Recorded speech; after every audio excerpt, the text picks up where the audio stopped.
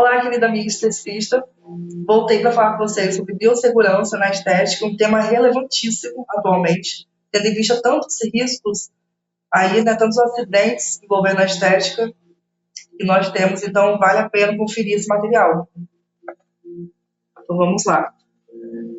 Primeiramente, quero mostrar para vocês o que é a biossegurança.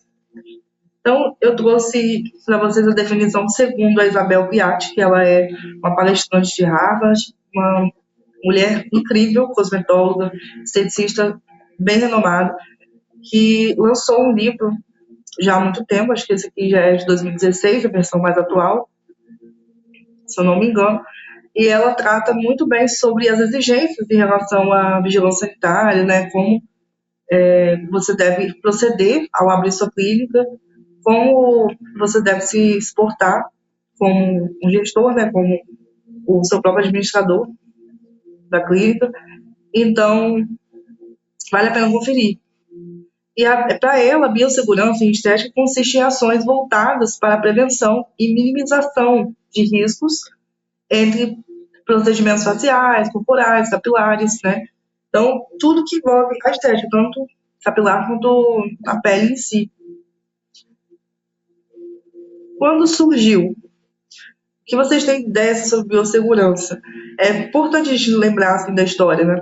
Começou a ser rigorosamente construído esse termo de biossegurança no início da década de 70, após o surgimento da engenharia genética. Então, estavam fazendo muitos experimentos, bactérias, com animais, micro-organismos de modo geral, né, para achar cura para várias doenças, muito mais. Um mecanismo de melhoramento genético, tudo isso já estava sendo feito, né, com diversas formas aí e elementos. Com isso, houve muitas infecções, muitos casos de infecções terríveis, então foi preciso uma abordagem diferente em relação aos protocolos de segurança nos laboratórios, né? Então, a biossegurança acabou fazendo parte das boas práticas laboratoriais. Então, por isso que foi entre a década de 70 e 80 que veio se conceituar mesmo a biossegurança, esse termo, né, como prática de prevenção, justamente por causa desse boom assim, de infecção que houve nessa época. Então, na década de 1980, temos aí escrito: a Organização Mundial de Saúde conceituou a biossegurança como práticas de prevenção para o trabalho em laboratório, com agentes patogênicos. Então, era mais voltado para laboratórios, assim, né? De início, ficou mais firme nessa área. Classificou também os riscos como biológicos, químicos, físicos, radioativos, ergonômicos. Então, já teve essa classificação dos tipos de riscos. Os biológicos é o quê? São os riscos aí de infecção por micro-organismos, bactérias, vírus, protozoários e diversos aí. Químicos seria o quê? Seria acidente por cosméticos, né, em relação à estética, se a gente for botar aqui, mas pode ser diversos líquidos aí contaminantes, como ácidos e tudo mais. Físico seria a questão do barulho excessivo, falta de iluminação, que eu vou mostrar mais à frente para vocês, em relação à estética hoje. Radioativos, né, tem diversas formas de você se contaminar. Ergonômicos é a ver com a postura, né, a carga horária de trabalho, né, como é a rotina desse trabalhador. E as consequências disso? O que veio após, então, esse surgimento do conceito mesmo de biossegurança? Então, como resultado, a gente teve aí a realização do primeiro curso de biossegurança para o setor de saúde na Fundação Oswaldo Cruz, em 1985. Então, foi muito importante, porque, além desse curso, eles passaram a adotar mesmo, né, essas como boas práticas de biossegurança nos laboratórios. Passou a ser algo comum. Toda essa checagem aí da paramentação, dos EPIs, os equipamentos de proteção individual, o jaleco, o uso dos óculos de proteção, toda a instalação, assim, toda a organização envolvendo a segurança de cada estudante ali no laboratório, ou cada, né, técnico e superiores. Então, outra consequência importante, após esse termo ser reconhecido, foi criado, então, pela Lei número 9.782, 26 de janeiro de 99, a Agência Nacional de Vigilância Sanitária. Aí surge a Anvisa, né, que é bem famosa aí, que é importante para checar o local para ver se está apto a funcionar como um centro estético, um centro de saúde em si. Tudo que envolve saúde tem que ter a fiscalização da Anvisa. E tem por objetivo proteger a saúde da população, né, por meio de ações capazes de eliminar, diminuir ou prevenir riscos à saúde.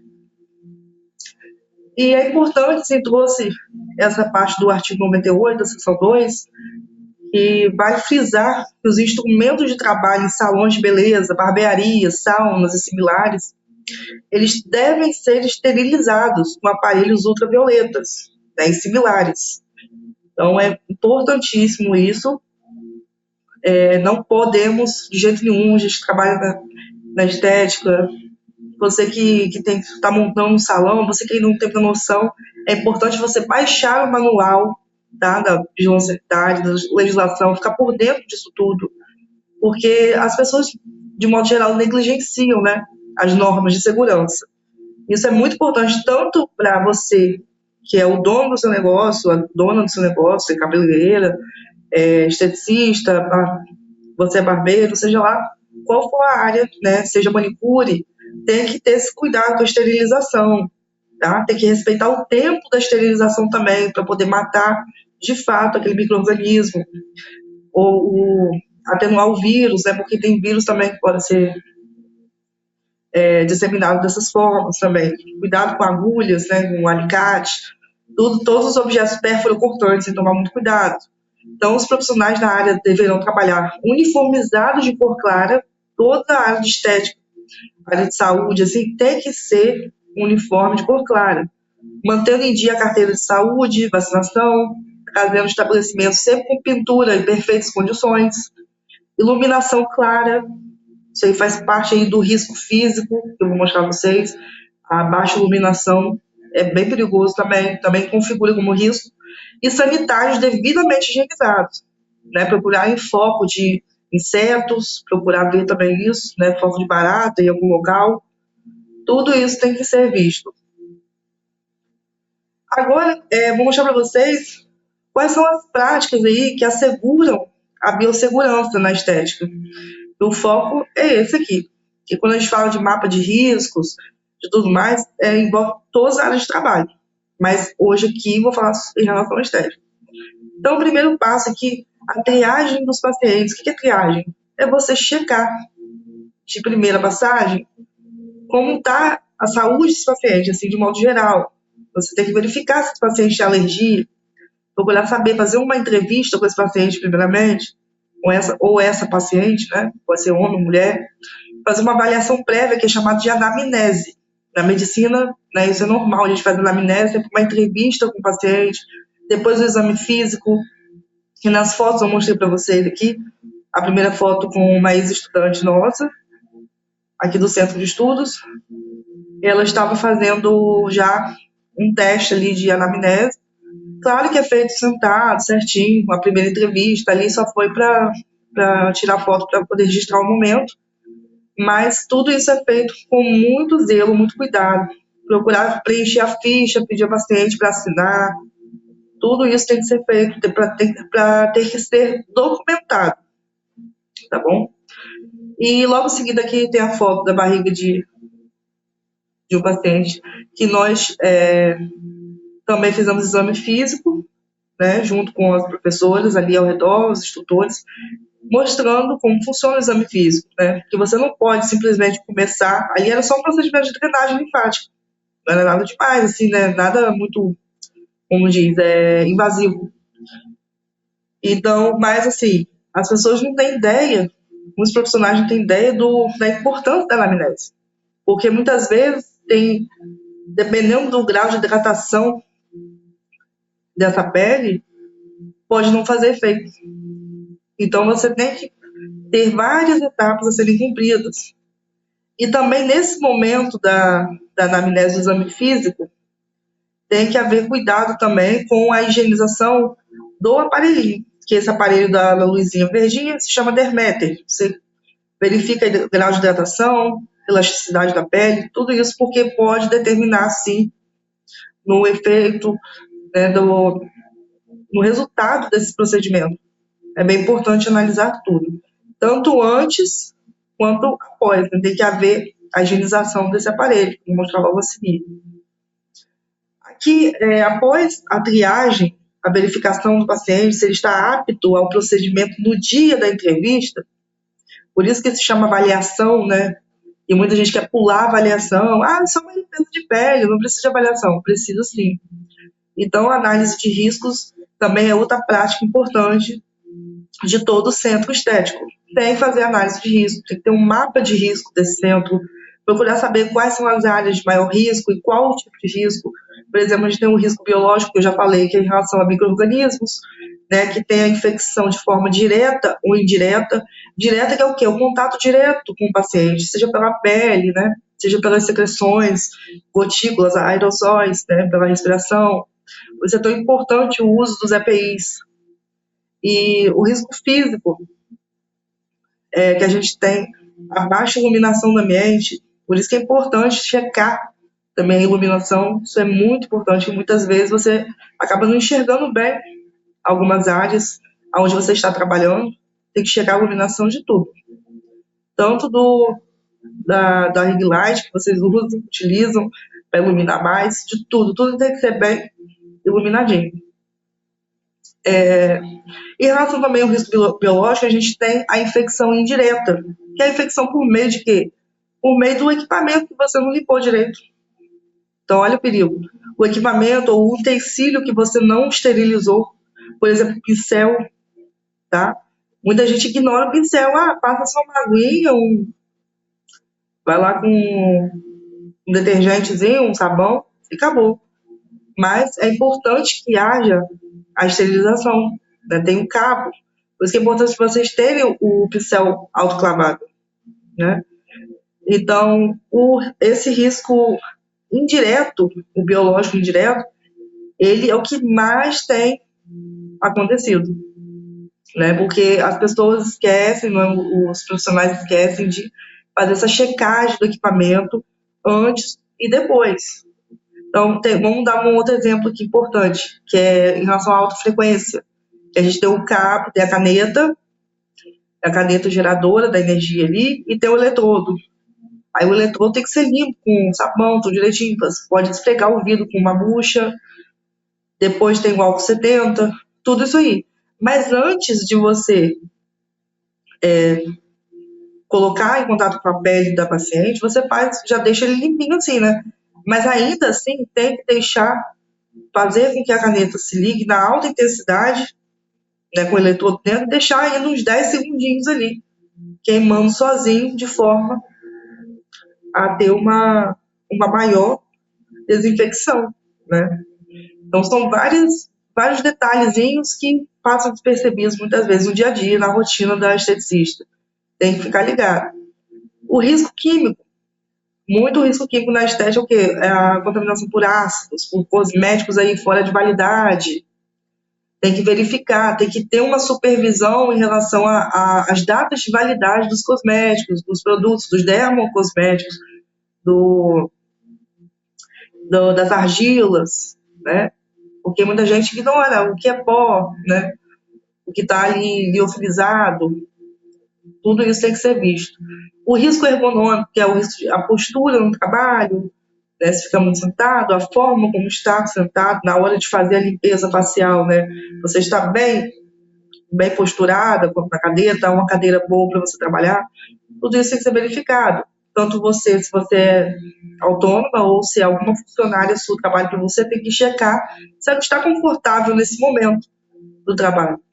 O risco acidental também tem acontecido muito, de acordo com os locais onde você coloca algum equipamento. Por exemplo, já aconteceu de eu fiscalizar, de eu fazer uma revisão, né, em relação à biossegurança para auxiliar com uma consultoria que eu dei uma clínica de estética e aconteceu um acidente por conta do aparelho, do equipamento de ozônio, do vapor de ozônio, estava mal posicionado. E aí houve um pequeno acidente desse aparelho estar numa posição errônea em relação à maca onde a paciente estava deitada, que na checagem a pessoa chegou a avisar para mim, falou que realmente ela tinha visto antes, né, checado se estava funcionando direitinho, mas na hora que ela ligou, ele meio que espirrou a água assim de uma forma muito brusca e foi uma gotinha quente na pele da paciente, no rosto ali. Graças a Deus que ela logo conseguiu resolver, não gerou mancha, foi uma queimadura bem rápida, bem rapidinho, assim. Mas ali, mesmo que ela não tenha errado em relação à revisão do equipamento, mas a posição, entendeu? A posição ali estava muito próximo da marca, o local onde estava. Então, assim, antes de vocês deixarem o equipamento entrar em contato com a pele do paciente, mesmo que tenha sido feita a revisão anteriormente, antes da chegada da paciente, dela deitar na maca, vocês ainda façam uma revisão longe, o máximo longe possível. Deixa ser posicionado esse equipamento longe da paciente. E aí sim, deixa ligado e vai vendo a reação desse equipamento para ver se ele está funcionando de forma normal.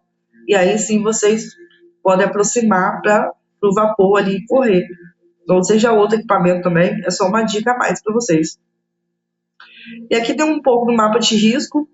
Vocês podem ver que aqui na legenda tem verdinho, né, tem várias cores, mostrando os tipos, a cor para cada tipo de risco, e o tamanho da bola, é para dizer se o risco é muito grande, para cada área do centro da clínica de estética.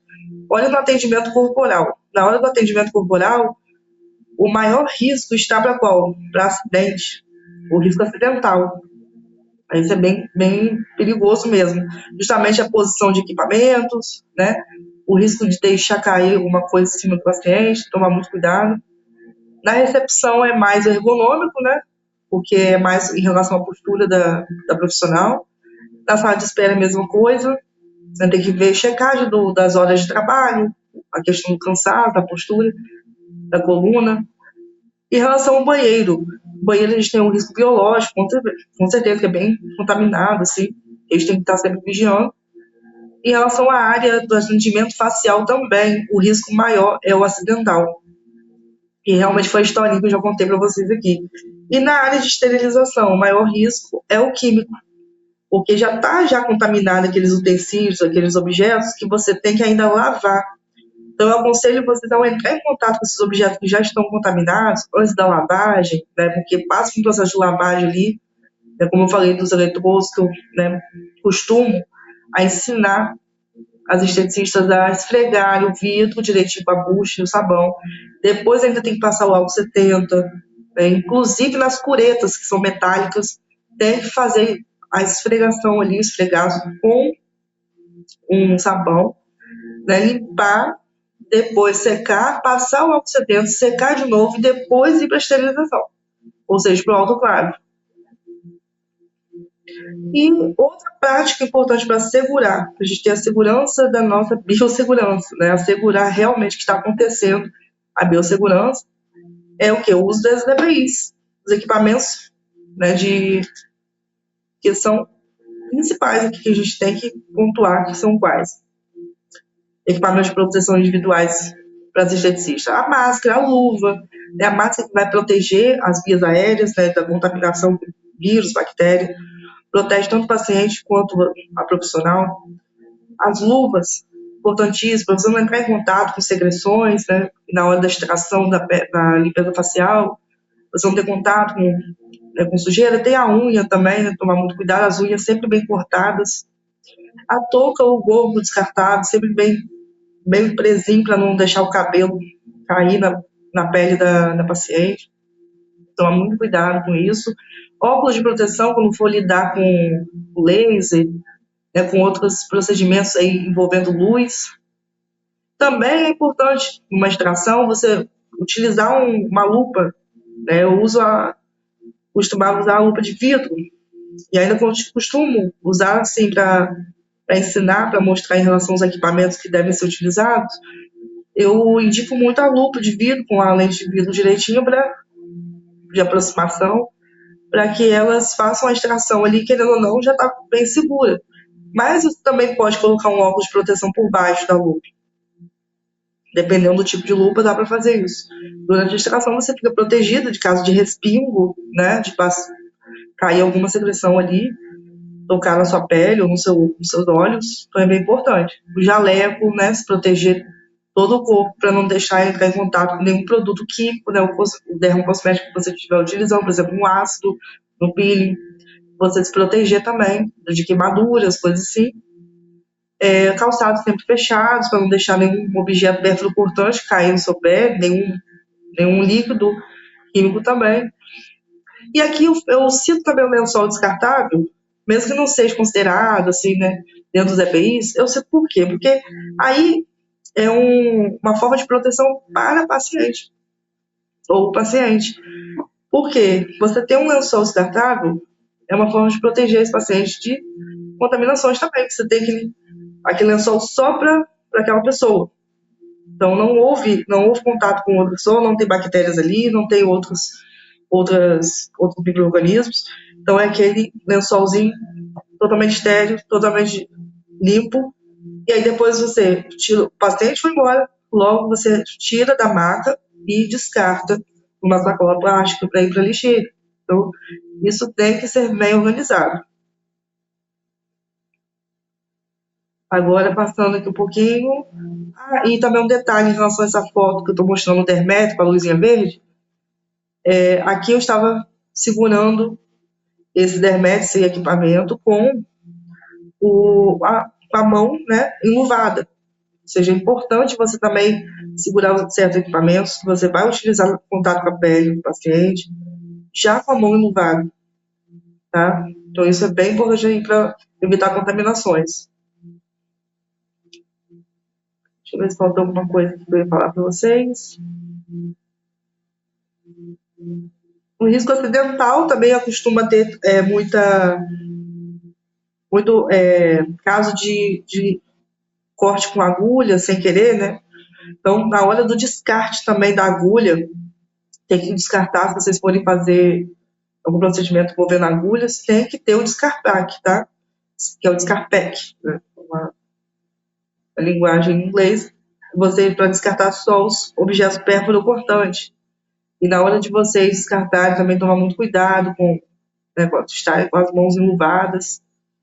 E em relação à higiene e à desinfecção dos equipamentos, dos utensílios, também é outra forma de a gente assegurar a biossegurança. A higiene dos equipamentos, como eu já falei, em relação ao eletrodo, nessa foto que eu apareço com a caneta, já com o eletrodo aí inserido, não dá nem aparecendo direito porque é de vidro, deve-se também remover esse eletrodo, tem que desinfetá-lo de que forma? Com sabão, bucho também, esfregar ali, com cuidado para não quebrar, para não deixar cair, né? Mas assim, também não precisa esfregar com muita força, mas tem que dar uma esfregadinha para tirar toda a sujeira que tiver por ali, por cima, na superfície. Depois secar, depois salvo 70, né, e colocar no local. A caneta também deve ser desinfetada com álcool 70 direitinho. Os utensílios que serão utilizados na limpeza de pele, vocês têm que também pegar todos os metálicos, as curetas, agulha que vocês forem usar aí de objeto metálico, ou objeto de vidro, né, aí que vocês utilizam, tudo deve ser bem desinfetado, né? Vocês sabem, a superfície da clínica, superfície com álcool 70, também está sempre limpando com desinfetante local, lavando também com sabão, se for preciso. Manutenção do ambiente, sempre arejado, limpo, né? Sempre bem organizado. Organização é tudo. Também evita muito acidente aí de trabalho. E quanto à esterilização, que é o nosso famoso autoclave, serve para tanto manicures em salões, né, salão de beleza, tudo aí, centros estéticos, o autoclave é rei. É preciso, é essencial, de acordo com a Anvisa, é o melhor. Então, curetas aí na extração, na pele, a extração de cravo e espinha tem que passar pelo autoclave. Objetos metálicos, objetos de vidro resistentes ao calor, pode também colocar no autoclave. Materiais, principalmente materiais metálicos, de modo geral. Como vocês podem ver, tem um pincel, esse pincel é autoclavável. Eu também estou chamando muita atenção para isso, porque muitas vezes tem profissionais, infelizmente, que não sabiam disso. né, que só passava água e um álcool por cima, mas tem essa haste aqui metálica, deve sim passar pelo autoclave. Qualquer dúvida vocês podem deixar aqui no comentário, tá? Descarte de resíduos também é outra forma da gente assegurar biossegurança. Seguindo as normas sempre da RDC, número 222 de 2018, vocês podem pesquisar depois. O descarte de resíduos tem que ser de acordo com a classificação. O resíduo químico vai para onde? O lixo infectante. Aí o descarpec, aí, essa caixinha amarela, onde você coloca os objetos perfluocortantes. Os cosméticos que já estão fora de validade, para onde que vai? As substâncias químicas que são ácidas, por exemplo, que já não prestam, que você já não vai usar. Então tem que ser bem descartado, tem que ter os recipientes certos. Muitas vezes removidos em caixas de papelão, como está aí. Então são vários detalhezinhos que vocês podem conferir nas normas, tá? Para cada tipo de resíduo. Se quiserem ter acesso a algum material relacionado a isso, vocês podem me pedir também pelo meu Instagram, que eu passo para vocês. Registros e gestão. Aqui também é essencial a gente falar sobre isso, porque o que isso tem a ver com biossegurança? Porque a biossegurança, a gente viu que ela é o quê? Ela não é uma ciência separada. Ela é um conjunto de quê? De conhecimentos, né, que vão garantir a preservação da saúde, tanto do homem, quanto da planta, quanto do animal, quanto do meio ambiente de forma geral. Tá vendo quantas coisas a gente tem que assegurar, que a gente tem que analisar? São análises que a gente faz em cada área. Então, seja você empreendedor, um empresário, né, que nessa área da estética, ou seja você um esteticista que trabalha em uma clínica, né, como funcionário. Todos têm que saber como funciona essa questão, os processos, as boas práticas de biossegurança. Com certeza, para quem já está na área há muito tempo, para quem já faz serviço em uma clínica específica, que trabalha como funcionário, sabe dos EPIs. Tem que usar luva, tem que usar isso e aquilo. Isso aí já é bem comum. Mas muitas vezes não utiliza da forma correta. Então, por isso que eu, como técnica química, eu costumo ser técnica responsável pela metodologia, os protocolos de biossegurança para garantir essa biossegurança. Eu tenho vários métodos e protocolos que eu utilizo seguindo as normas de biossegurança do RDC, de tudo relacionado a cada classificação. E eu costumo visitar clínicas para poder dar esse amparo. Pode ser também de forma online, faço consultorias também. E aqui em relação aos registros de gestão, aqui a gente pode o quê? Utilizar a tecnologia a nosso favor.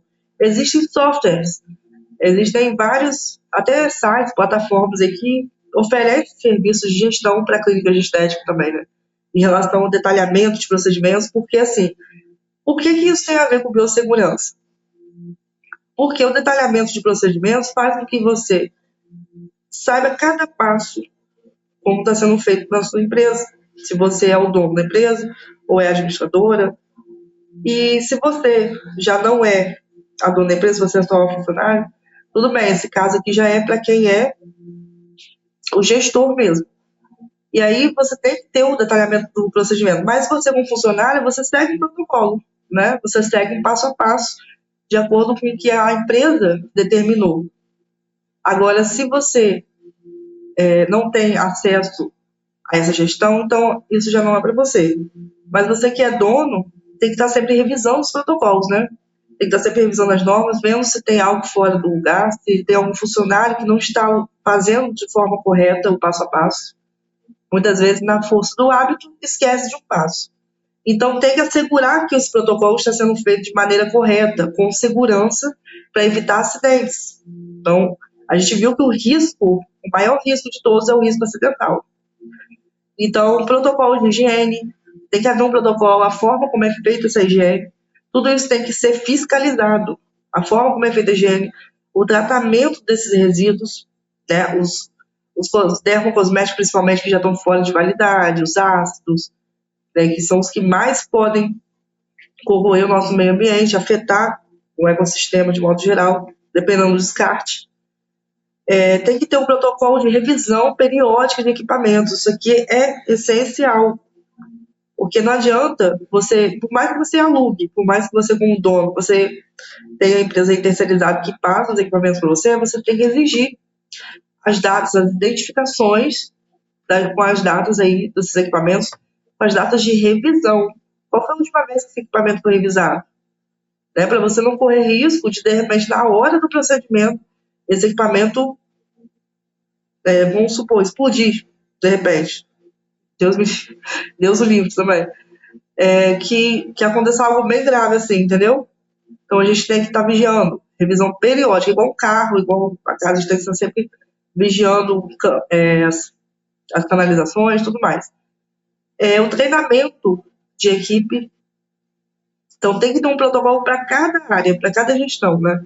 O treinamento de equipe, a equipe tem que ser bem treinada em relação à biossegurança.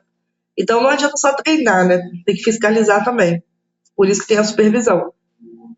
Porque muitas vezes aquela força do ar, do dia a dia, dependendo da quantidade de funcionários que você tiver no centro estético, tem que saber se está todo mundo fazendo isso tudo direitinho.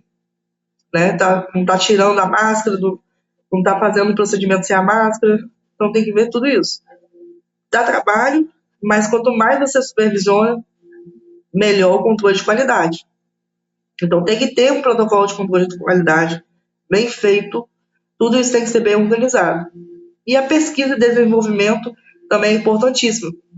Você ter um agente de desenvolvimento para sua empresa, você ter uma equipe ou uma pessoa que fique encarregada de trazer as novidades, né, na ciência em relação à biossegurança, em relação a novas técnicas para garantir ainda mais a segurança de todos os pacientes e dos funcionários, para trazer novos protocolos, para trazer novidades de todas as formas, tecnológicos ou não.